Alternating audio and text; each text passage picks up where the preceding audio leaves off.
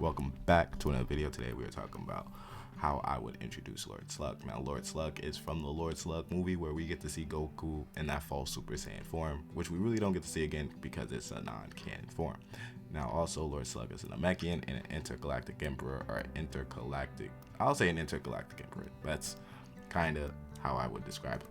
Now, how I would introduce him, or how I would set him up, is since with Dragon Ball Daima, with the Namekians being from the Demon World, I would like him and King Piccolo to be interactive, something close family or relatives or brothers or best friends like brothers, right? And in terms of this, Lord Slug would see that Lord Slug and King Piccolo would escape from the Demon World. Now with this, King Piccolo decides to just settle on Earth, while Lord Slug decides to look outer space. Now Lord Slug is more of a low-key emperor, of course, never encroaching on Frieza's territory, as he knows, or at least traveling around, if we give him a backstory. Traveling around, he sees that Frieza is nothing to mess with. Now of course, I would like to think Lord Slug gains his influence, his power in his land during Frieza's absence, during his death. Now, of course, Frieza's army, or Frieza's empire, does still withstand Frieza's death in some sort of way, but just not to a level extent, as Lord Slug bites away at territory, bites away at power, even steals some of his soldiers in the process. Within that, Frieza does catch wind and sends Lord Slug the way of the Z Fighters, as in turn Frieza knows how strong Lord Slug is, or at least gauges his power, and instead of him getting his hands dirty, let the Z Fighters get their hands dirty.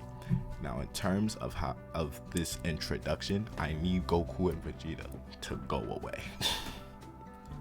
Because Lord Slug, now hear me when I say this, should only be a one-off villain. Unlike Cooler, who could stand the test of time and would want to see him and Frieza more together in like the manga or anime and canon, Lord Slug should be a one-off villain. He should come, be a threat, get killed, bye-bye. Right? And if he's ever mentioned again, it could be a reference, or we could use him in a tournament of power too. At least how I would introduce it.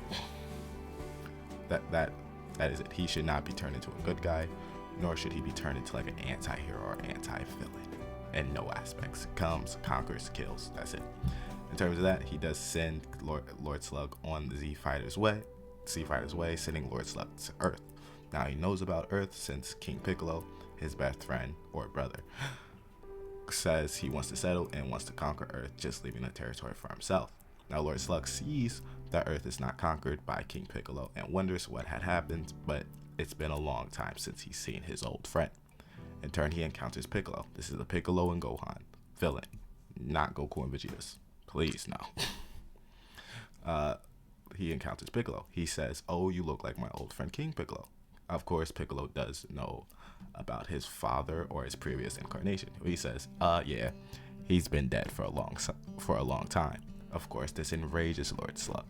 Lord Slug instantly goes and attacks Piccolo.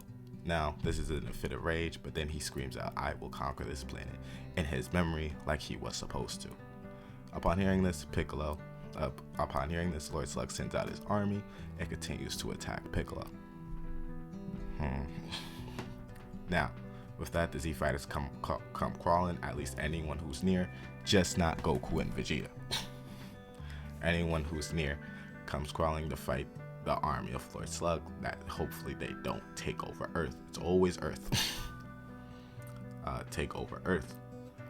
Now, in terms of this, Piccolo sees this and be like, he has to end the fight fast. Piccolo goes to Orange Piccolo. Orange Piccolo fights Lord Slug. So they would both get big. Of course, they would get both of their abilities. It would be like the Cell Max and Orange Piccolo fight.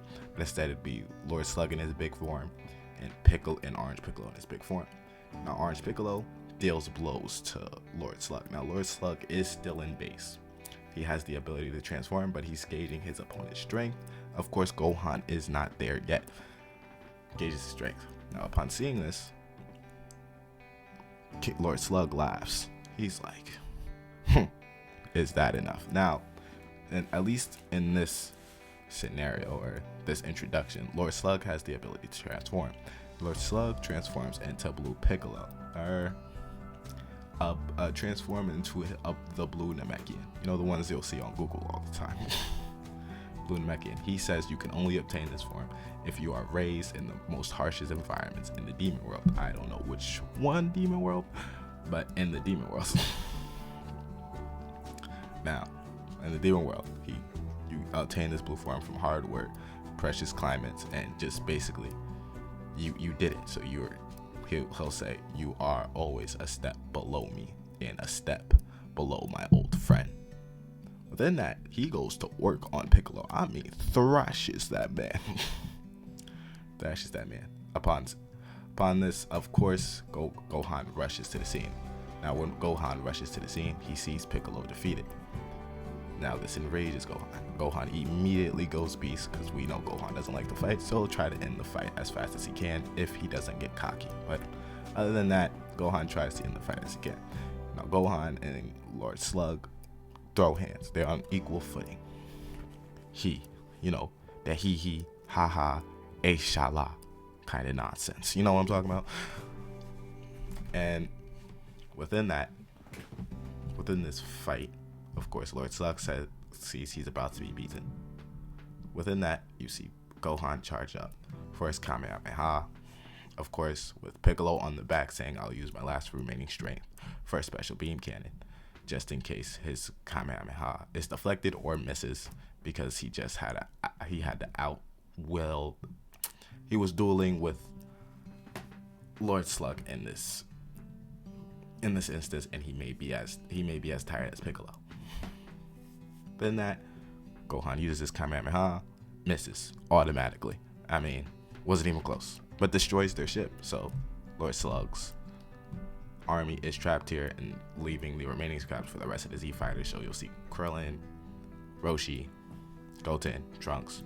Cool. Right? Even Pan, if at least Pan's a kid at this time. I don't know. If they allow her to grow up. Then that the Kamehameha misses. Lord Slug starts to laugh. Ha ha ha ha ha. You know what I'm talking about? But what he didn't see coming, or what he didn't sense, is Piccolo's special beam cannon. Piccolo's special beam cannon does make contact with Lord Slug. Now Lord Slug immediately dies. Now he does say his last breath, or at least sees Piccolo, or at least goes to Piccolo one last time with his last remaining strength, saying, "Hey, I know we didn't know each other, but your father would be disappointed," and drops dead. Now, of course, this leaves the cleanup clue for Lord Slug's army, and Frieza starts to laugh, of course, hearing the news of Lord Slug's death, and immediately takes back his territory. No resistance at all. And within the end of the arc, you'll hear Frieza's laugh saying, "Thank you, Z Fighters." Then that, you like, subscribe, and I'll see you in the next one.